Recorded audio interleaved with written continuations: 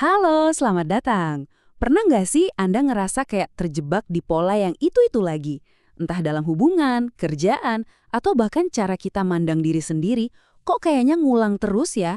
Nah, di sini kita bakal coba bedah bareng-bareng soal pola-pola yang udah mengakar ini lewat kacamata terapi skema.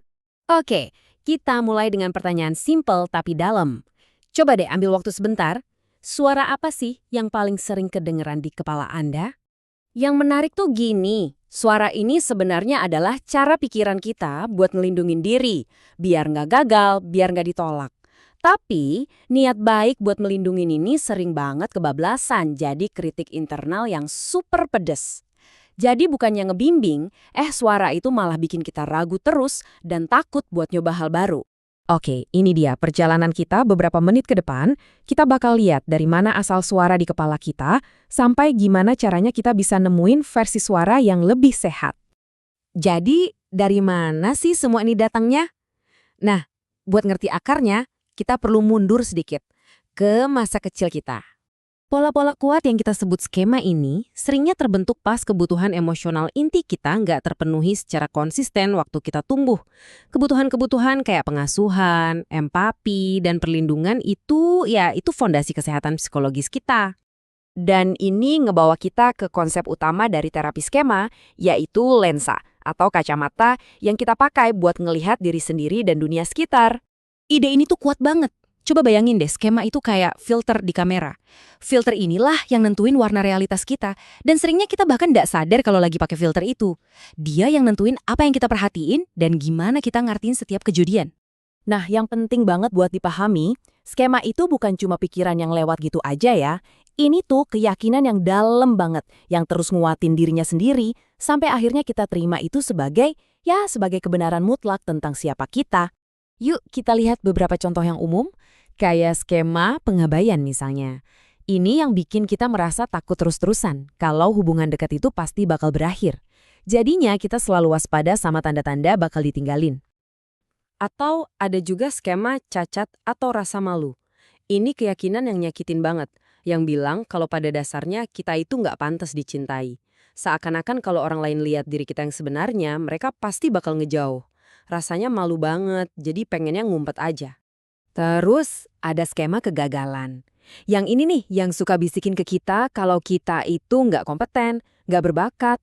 Akhirnya, seringkali kita jadi nggak mau nyoba sama sekali. Karena di kepala kita udah yakin duluan kalau bakal gagal. Anda mungkin mikir, ya kalau skema ini bikin sakit, kenapa susah banget sih diubah? Kenapa kita kayak jatuh ke lubang yang sama terus? Jawabannya ada di 3 cara kita merespons atau coping terhadap skema ini. Dan ironisnya, justru cara kita ngatasin rasa sakit inilah yang bikin skemanya tetap hidup dan makin kuat. Biar lebih jelas, kita pakai contoh Rebecca dari sebuah studi kasus ya. Keyakinan inti dia adalah bahwa dirinya itu cacat dan gak layak. Kelihatan kan polanya di sini? Cara Rebecca ngatasin rasa sakitnya, entah itu dengan nyerah aja, menghindar, atau malah ngelawan balik, malah justru berulang kali ngevalidasi ketakutan terbesarnya. Tanpa sadar, dia seolah-olah sengaja menciptakan lagi situasi-situasi yang ngebuktiin kalau keyakinan negatifnya itu, ya benar.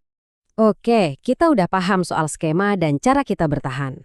Sekarang, gimana pas skema itu kepicu di kehidupan sehari-hari? Nah, disinilah kita kenalan sama yang namanya mode. Jadi gini, waktu sebuah skema itu aktif, kita bisa pindah ke mode yang beda.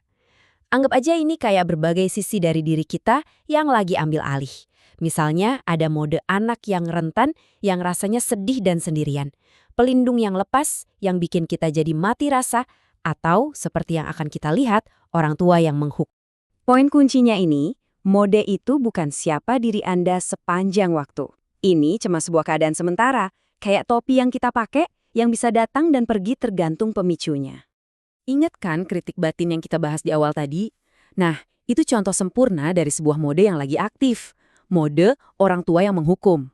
Mode ini sering banget kepicu sama skema menghukum, yaitu keyakinan kalau setiap kesalahan itu harus dibayar dengan hukuman yang setimpal. Oke, kita udah lihat dari mana pola ini datang dan gimana cara kerjanya. Sekarang, pertanyaan paling gedenya, gimana caranya kita keluar dari siklus ini dan nemuin suara batin yang lebih sehat? Jadi tujuan utamanya itu bukan buat ngilangin skema sama sekali, tapi buat ngelemehin cengkeramannya. Caranya, dengan membangun dan nguatin sisi sehat dalam diri kita, buat akhirnya bisa nantang dan nyembuhin luka-luka lama itu. Salah satu teknik yang ampuh banget itu namanya kartu pengingat. Ini semacam pernyataan tertulis dari suara sehat Anda buat ngelawan si skema pas dia lagi muncul. Ini ya kayak punya contekan dukungan di saku Anda, siap dibaca kapan aja. Nah, ini ninggalin kita dengan satu pemikiran terakhir. Suara kritis di kepala Anda itu bukanlah kebenaran utuh tentang siapa Anda. Itu cuma gema dari masa lalu. Jadi pertanyaannya adalah, kebenaran baru apa yang mau Anda bangun buat diri Anda mulai dari hari ini?